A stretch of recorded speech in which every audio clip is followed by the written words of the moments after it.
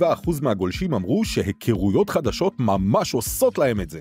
אז בואו להכיר את מי שישרתו אתכם ב5 שנים הקרובות. קבלו את סרחיו חוויאר, גבר עם לב ענק, סגן ראש העיר, ראש מינהל החינוך ויושב ראש אגף התנועה.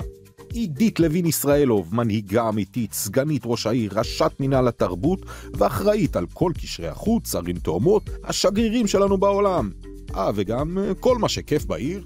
מוניקה כהן, בולדוזרית אמיתית עם המון ניסיון, לשעבר סגנית ראש העיר, פעילת שוויון, איכות הסביבה, ומשהו שישאר מפתח תקווה שלנו גם עוד כמה שנים, יש לנו גם טיל ארוך טווח, לוחם אמיתי, סגן אלוף במיל, עופר ארביב, איש חינוך שורשי, ציוני וערכי, ומגן אנשי החינוך, הגננות, המורות והמנהלים.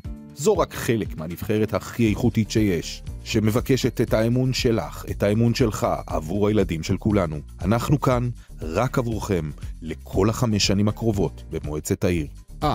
בית המחנה הדמוקרטי. נעים להכיר.